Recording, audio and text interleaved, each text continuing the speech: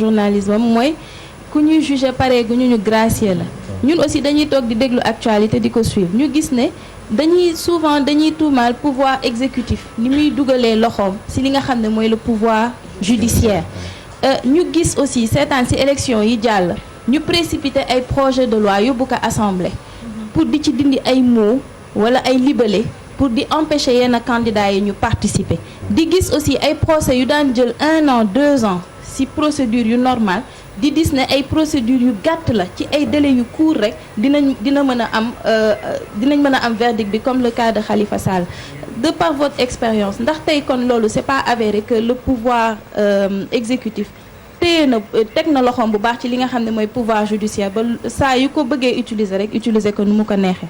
man loolu boosuma ci d'accord parce que dama ci am expérience parce que am yu bëri dañuy wax man dama nekk avocat de l'État sous Abdoulaye Wade nekk avocat de l'État sous le président Macky Sall nekk avocat pendant 34 ans li ñuy wax ci pouvoir exécutif ne dafa jël loxoom teg ko ci judiciaire bi c'est pas vrai gis nga affaire indépendance justice gis nga Sénégal dañ organiser justice magistrat boo xam ne da nga bëgg indépendant da ngay indépendant da ngay indépendant musuma gis man pouvoir exécutif du jox ordre ñemewu ko sax gis nga président la bi du wax ak juge gis nga ministre de la justice ñemewul wax ak juge am na juge yoo xam ne qui que tu sois mënoo wax ak ñoom bu ñu amee dossier ki ngay waxal mooy procureur de la république président daal mun na am bëgg-bëgg jaar ci ministre de la justice jaar ci procureur ne ko man lii laa bëgg procureur c'est comme un avocat day ñaan comme avocat ni muy plaider teg ko ci ay yoon mais que le juge bi nga xam ne mooy atte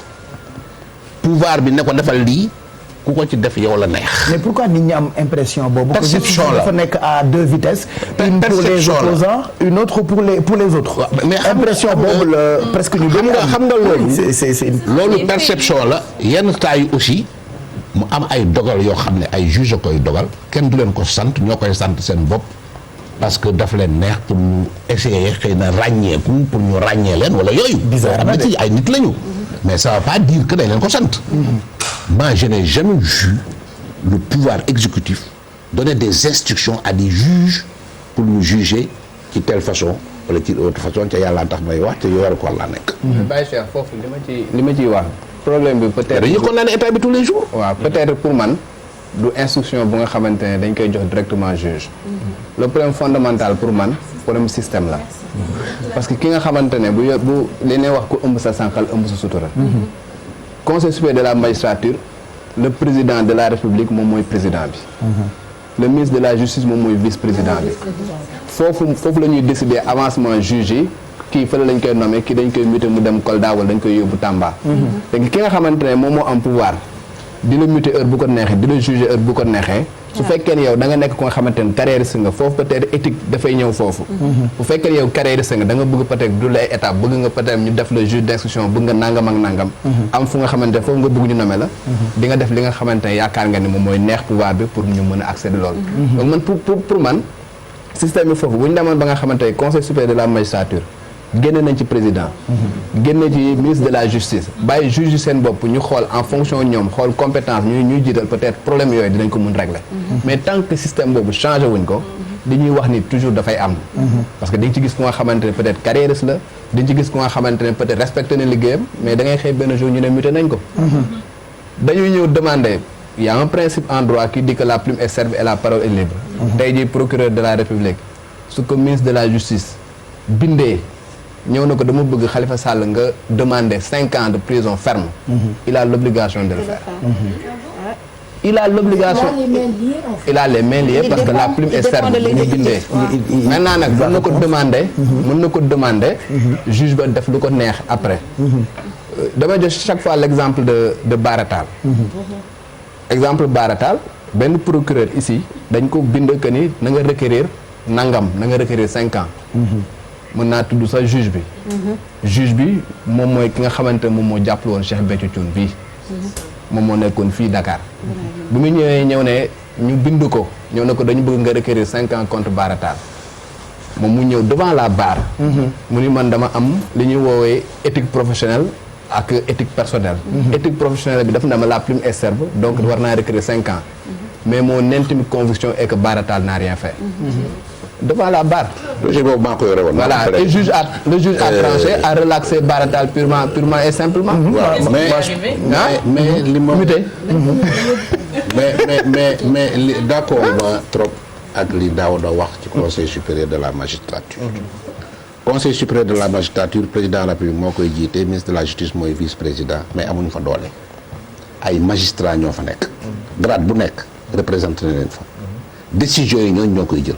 c'est pas le président de la République qui prend les décisions au niveau du conseil de la magistrature. c'est le conseil magistrats yi ci seen bopp ñoom ñooy muté ñoom ñoo nekk au niveau du conseil de la magistrature. loolu aussi espèce de perception la man d'accorduma jamais ñu def conseil supérieur de la magistrature boo xam ne président de la République du ko jiite parce que on ne veut pas une république des juges justice magistrat yi moomuñu ko toujours ma wax ko parce que jël conseil supérieur de la magistrature boo xam ne dañ ko jël magistrat yi nekk ci seen biir mais magistrat yi c'est pas un corps comme ça uni nga xam ne amul benn contradiction et tout ça mun na am moo ay problème entre ñoom léegi moo tax président de la République dafa war a nekk pour garantir ko tu vois léegi li ñu mais am na ci influence li ñu mën a wax président mais mun na def ay proposé mais bu ñu ko nanguwul magistrat yi nga xam ne dañuy wote bu ñu ko nanguwul du jàll li may wax rek mooy indépendance magistrat moom kenn mënul wax ne amul fii Sénégal mais nag ci nit ki la président mun na def proposition yoo xam ne conseil bi daf koy rejeter c'est tout parce que ñoom ñoo koy décider mais bu fekkee de li ñu mën a def mooy ñu ubbi conseil supérieur de la magistrature comme la justice a rendu au nom du peuple sénégalais ñu jël conseil supérieur de la magistrature dugal ci ay député dugal ci peut-être ay au conseil dugal ci avocat dugal ci ay magistrat su ko defee ñoom dinañ équilibré mu doon un corps boo xam ne ça représente un peu échantillon peuple sénégalais mais bàyyi ko rek ak ay magistrat wóoru ils sont nommés par le président. non bu fekkee ne tey da nga ne par exemple bu député yi war a. oui c'est le président qui les met là-bas. non bu dee assemblée nationale la. mais assemblée nationale ñooy désigné. Ça c'est les propositions que vous faites. C'est ça. Les perspectives. Oui. Mais de par votre carrière, vous reconnaissez, monsieur le maître Sey, qu'il y a des problèmes au niveau du pouvoir judiciaire. Wax nga ko sànq. mais am na problème kay. Il y a des problèmes. ñoom problème yëpp dañ ko ramener à des problèmes politiques. loolu laay bañ mais ñun dañuy observer wàccewuñu ko ci niveau politique. comme ni ko Pape Cheikh waxee sànq da ngay gis procès bu war a def 2 ans. dugal ñoom ñëpp dañoo baax. waaw d'accord nag dugaluma la j'assume da ngay gis procès bu war a def 2 ans wala bu war a def 3 ans ñu lem ko ci temps boo xamante ne temps record du jamais vu joxe verdict pour empêcher un candidat de participer foofu laay waxee ne tey s'il y avait quelque chose à améliorer au niveau de notre pouvoir judiciaire yan proposition ngay jox. yow da nga bëgg bu procès amee ñu bàyyi ko mu am 10 ans ñu soog ko àtte. déedéet mais c'est particulier on a vu des gens yu particulier kooku ci yéen la. mais am na procédure am na procès yoo xam ne nit ki nga xam ne moom la ñu jàpp. apparemment Yacine a bien vu. non parce que boo jëlee l'affaire Khalifa Sall. boo jëlee l'affaire Khalifa Sall. wax dëgg fa yàlla ñun ñi nga xamante ne am nañ habitude quand même di voir ay procédures correctionnelles. parce que procédures yi dafa am lu ñu. man moo tax li ma bëgg ñu xam ko yëpp tey. nga laaj ko. fi mu ne loolu laa bëgg nii parce que on a devant nous ku maîtriser yëfi avocat. maîtriser yëfi juge. te Coluche am na lu mu waxoon ci yëfi justice. ku ne ak sa bos. moom laa laajte sànq bu pouvoir. ak bu opposant. y a les opposants et les autres. donc nous on a envie d'en savoir plus te loolu dañu bëgg nga xóotal te laaj ko. waaw en fait loolu laay wax c'est-à-dire que tey li nga xamante ne moom moo tey xel ci dossier bu mel ni par exemple Khalifa Sall. c'est que ñun amuñu woon habitude. ñi nga xamante ne ñoom ñoo doon suivre des chroniques judiciaires. di gis benn dossier correctionnel. parce que dossiers yi dafa bëri ñetti façon dossier. wax na ko léegi flagrant délit procureur mooy ñëw placé nit ko sous mandat de dépôt ñëw ne audience bi gën a jege ça veut dire que placé na ko lundi mun na ko mercredi ñu jugé la. la plupart mooy ñi nga xamante ay chanvre indien ak ay ñooñu. boobu dafay gaaw. mais am na yenn dossiers yu nga xamante ne. dossier correctionnel la wala dossier criminel. dossier criminel mooy agresseurs yi wala ñi nga xam dañu rey nit. juge d'instruction moo yor dossier bi dossier mën na def 3 ans 4 ans voire 5 ans avant ñu koy juger. dossier correctionnel également néew na boog ñuy gis ñu toog 1 an wala 2 ans rek ñu jël ko daal di koy tax a ñu juger ko. dossier Khalifa Sall dañu gis ne en 1 an.